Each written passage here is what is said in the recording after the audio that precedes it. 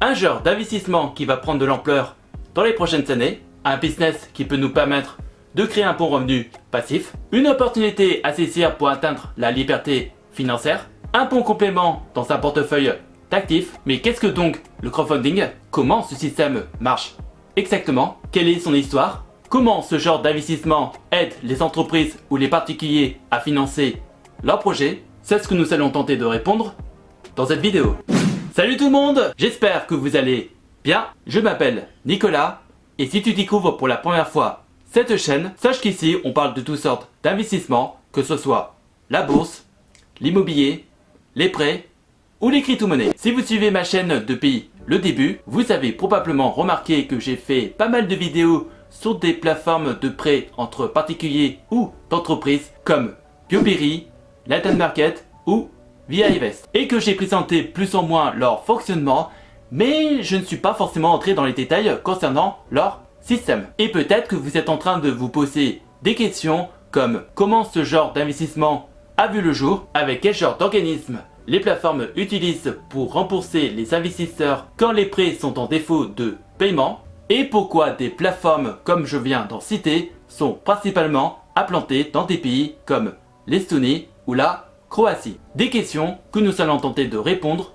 précisément dans cette vidéo. Et je commence par une simple introduction du crowdfunding. Alors, comme vous l'avez probablement compris, le crowdfunding est un genre de financement pour toute entreprise ou particulier qui souhaite recevoir de l'argent venant de d'autres personnes comme vous et moi pour financer des projets comme la location d'une voiture ou investir dans un bien immobilier par le biais de différentes plateformes en ligne comme je viens d'en citer. Et donc, l'objectif du crowdfunding est de lever des fonds auprès d'une communauté de personnes qui partagent un intérêt soit pour l'entreprise ou pour le projet en question. Ce genre d'investissement est né pendant les années 2000 et principalement aux États-Unis, avec des plateformes comme Artichare lancée en 2003. Pour ceux qui ne le savent pas, Artichare est une plateforme qui permet à toute personne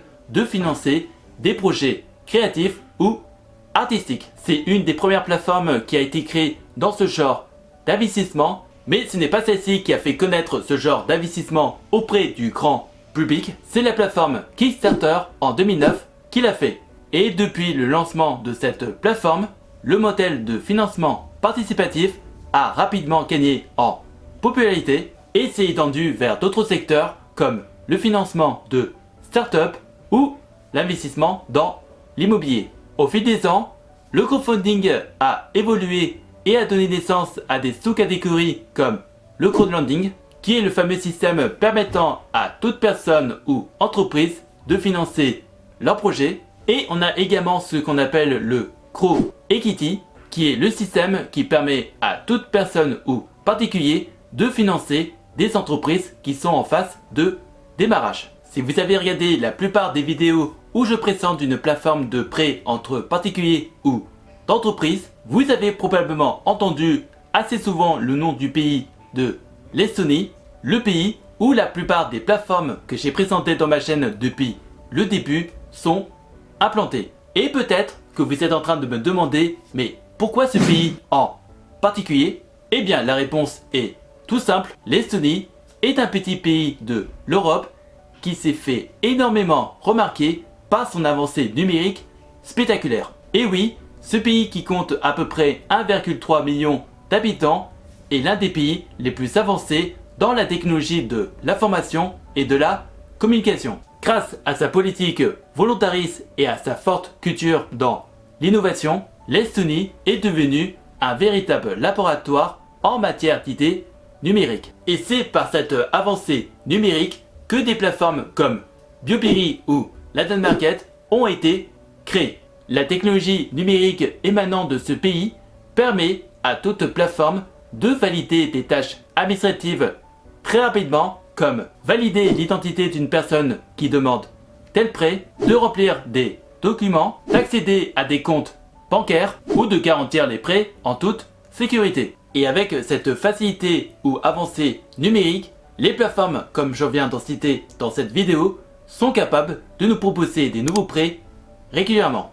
Pour en dire un peu plus à propos de l'avancée numérique en Estonie, le pays a mis en place un système d'identification électronique appelé le e-residency. C'est un système qui permet à toute personne d'obtenir une identité numérique estonienne et d'accéder aux services en ligne du pays et n'importe où dans le monde entier. Comme vous l'avez entendu dans cette vidéo, les plateformes de crowdfunding nous proposent d'investir dans des prêts ou dans des projets qui sont proposés par des particuliers ou par des entreprises, avec un taux d'intérêt fixe et une durée déterminée. On peut également citer d'autres raisons pourquoi ces plateformes, comme je viens d'en parler, sont implantées dans des pays comme l'Estonie ou la Croatie. Je peux citer par exemple un environnement réglementaire favorable, des taux d'intérêt très élevés et des avantages fiscaux. Pour être plus clair sur ce dernier point, l'Estonie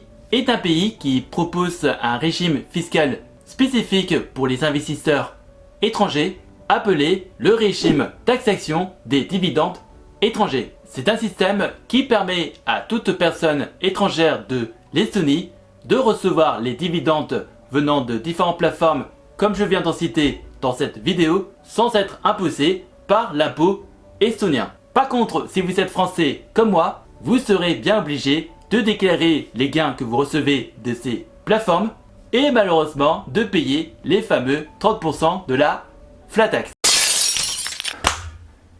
Qu'est-ce que vous voulez que je vous dise? L'Estonie est également un pays qui offre des avantages de transparence et de sécurité pour les investisseurs. Il faut savoir que les plateformes de crowdfunding estoniennes sont réglementées par la Financial Supervision Authority. Et cet organisme veille à ce que les plateformes de crowdfunding respectent bien les normes éthiques et légales en matière de prêts et d'investissement. Et maintenant, on devrait se poser la question suivante: avec quel argent les plateformes utilisent pour rembourser les investisseurs en cas d'un prêt en défaut de paiement? La réponse est tout simple à comprendre. Les plateformes font tout simplement appel à plusieurs agences pour couvrir tous les frais et rembourser les investisseurs en cas d'un prêt en défaut de paiement. L'argent peut venir soit du gouvernement du pays, des sociétés de la finance, on peut également citer des banques, des agences de recouvrement ou des cabinets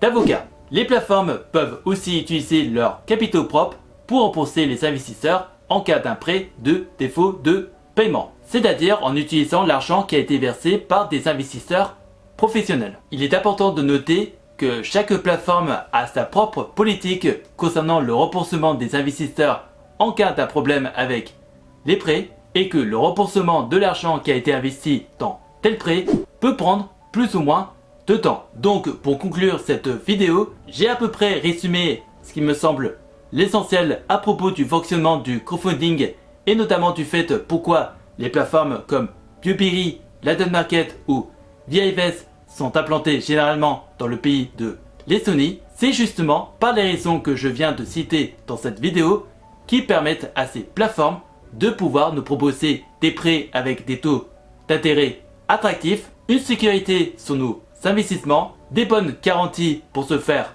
rembourser et notamment, j'ai envie de dire, nous donner la possibilité de pouvoir diversifier nos placements. Et c'est ainsi que nous venons de faire un pas vers la liberté financière. Si vous avez des questions, n'hésitez pas à me les poser dans les commentaires et j'essaierai de vous donner des réponses claires et précises. Et si par hasard tu cherches des solutions pour faire travailler ton argent ou générer un revenu passif, tu peux regarder dans la description de la vidéo des playlists de vidéos d'avis de plateformes d'investissement que j'utilise pour faire travailler mon argent, que ce soit dans la bourse, les prêts, l'immobilier ou les crypto-monnaies. En attendant la prochaine vidéo, je vous laisse avec deux autres vidéos qui s'affichent actuellement sur l'écran. Prenez soin de vous, faites de bonnes recherches et je vous souhaite également de bonnes vacances d'été. À la prochaine!